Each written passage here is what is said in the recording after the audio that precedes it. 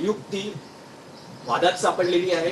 काँग्रेस नेत्यांनी शशी थरूर यांचं जे नाव सरकारने त्यात टाकलेलं आहे त्यावर आक्षेप घेतलेला आहे। मुळात या संपूर्ण शिष्टमंडळामध्ये सगळ्यात नंबर 1 ची व्यक्ती कोण असेल तर ती शशी थरूरच आहे। शशी थरूर यांनी युनायटेड नेशनमध्ये असिस्टंट सेक्रेटरी जनरल म्हणून काम केलं आहे, उत्तम काम केलं आहे।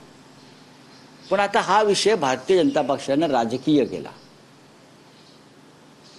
हा विषय त्यांनी राजकीय केला आणि भारतीय जनता पक्षाला प्रत्येक विषयाचं राजकारण करण्याची खाज आहे। आता तुमच्या महाराष्ट्रातले उपमुख्यमंत्र्यांचे चिरंजीव आहेत ना, एका शिष्टमंडळाचे प्रमुख आहे। आता हे महाशय परदेशात जाऊन देशाची काय बाजू मांडणार आहे? काय मांडणार काय? दहशतवादासंदर्भात मुळात इतक्या घाईघाईनं हे डेलिगेशन पाठवायची गरज नव्हती, हे माझं मत मी तुम्हाला सांगतो। विरोधी पक्षानं 2 प्रमुख मागण्या केलेल्या आहेत। पहिली मागणी आहे ती म्हणजे विशेष अधिवेशन घ्यावं, काश्मीर प्रश्न आणि ऑपरेशन सिंधूर संदर्भात एक विशेष अधिवेशन घ्यावं, ही प्रमुख मागणी विरोधी पक्षाची आहे। तुम्ही त्याच्यावरती कोणत्याही प्रकारे चर्चा करायला किंवा चर्चा घडवायला तयार नाही। आणि दुसरी जी मागणी आहे की प्रेसिडेंट ट्रम्प आणि भारतामध्ये असं काय डील झालं या सगळ्या प्रकरणात त्याची आम्हाला माहिती मिळावी, ती तुम्ही द्यायला तयार नाही। आणि तुम्ही अचानक एक डेलिगेशनची घोषणा सरकार करतं। हे सदस्य ठरवले कोणी? तर किरण रिजिजूंनी। किरण रिजिजू कोण? संसदीय कार्यमंत्र्यांनी त्यांच्या गोतावळ्यातली नावं काढलेली दिसत आहेत।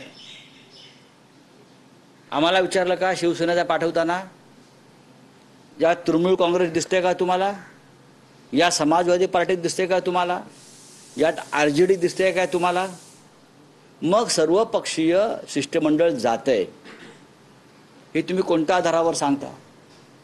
शिवसेनेचे लोकसभेत 9 सदस्य आहेत, म्हणजे एकनाथ शिंदेंच्या गटापेक्षा आणि शरद पवारांच्या गटापेक्षा आमचा 1 सदस्य तरी जास्त आहे ना। मग लोकसभेतल्या आमच्या सदस्याला पाठवण्यासंदर्भात आम्हाला विचारणा केली का? खरं म्हणजे शिष्टमंडळाचं एका शिष्टमंडळाचं नेतृत्व करायची संधी आम्हाला मिळायला पाहिजे। आमचे सदस्य जास्त आहेत, याचा अर्थ तुम्ही इथे सुद्धा राजकारण करताय। याची हे वराड पाठवायची सरकारी खर्चाने तशी गरज नव्हती। हे वराड निघालेलं आहे कुठे युरोपला, कुठे आफ्रिकेला, काय करणार जाऊन? परदेशामध्ये आपल्या वकिला ते आहेत ना, हाय कमिशनर आहेत ना, ते काम करतायत। मग गरज काय उगाच आपलं? याचा तुम्हाला कळत नाही। तुम्ही काश्मीर प्रश्नाचं आंतरराष्ट्रीयकरण करताय। जगात तुम्ही जे घेऊन चाललेत प्रश्न, याचा अर्थ प्रधानमंत्री कमजोर आहेत, 200 देश फिरले, एकही देश पाठीशी उभा राहिला नाही, म्हणून तुमच्यावरती ही नौटंकी करण्याची गरज आली। तुम्ही म्हणता की या विषयाचं राजकारण केलं जात आहे। यात काँग्रेसचे शशी थरूर आहे, तसे NCP शरद पवार गटाच्या सुप्रिया सुळे आहेत। खरं तर NCP अजित पवार गट हा NDAत आहे, असं असताना त्यांचा खासदार न समावेश करता शरद पवारांची कन्या सुप्रिया सुळे। हो, पण आमचे कुठे आहे? आमचे 9 खासदार आहेत। हो, पण या माध्यमातून आमचे 9 खासदार आहेत। नाही तुम्हाला दिसतंय का? कारण पहिल्याच्या काळात BJP आणि NCP शरद पवार गट हे एकत्र येणार, पवार किंवा सुप्रिया सुळे भाजप बरोबर जाणार, अशा अनेक चर्चा। खरं म्हणजे जे बळ मिळतं आहे का की सुप्रिया सुळे इंडिया ब्लॉकचे जे सदस्य झाले आहेत त्यांनी या वराडावर बहिष्कार टाकला पाहिजे। तुम्ही सरकारच्या ट्रॅपमध्ये सापडताय। सरकारने जे गुन्हे आणि पाप केलेलं आहे बरं का, त्याची वकिली करायला तुम्ही चाललेला, तुम्ही देशाची वकिली करायला चाललेला नाही। दहशतवादाचा पूर्ण बिमोड करण्याची क्षमता निर्माण झालेली असताना प्रेसिडेंट ट्रम्पनी एकतर्फी शस्त्रसंधी जाहीर करून पाकिस्तानच्या दहशतवादाला मोकाट सोडलं। हे तुम्ही जाऊन सांगणार आहात? विचारा प्रश्न। प्रेसिडेंट ट्रम्पला मध्यस्थ करण्याची गरज का भासली, त्याला कोणी आमंत्रित केलं, हा प्रश्न तुम्ही वॉशिंग्टनला जाऊन विचारणार आहात का? तर तुम्ही जा. सर हिंदी में जानना चाहेंगे सर, इससे ये शशि थरूर का नाम आया है, कांग्रेस ने नाम भी नहीं किया, पर डेलीगेशन उनको भेजा जा रहा है सर. देखिए, भारतीय जनता पार्टी इस मामले में भी राजनीति कर रही है. ये ठीक नहीं है.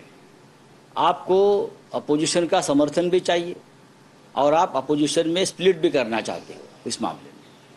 ये बहुत ही गलत बात है. सबसे पहले इस प्रकार का डेलीगेशन भेजने की जरूरत नहीं थी.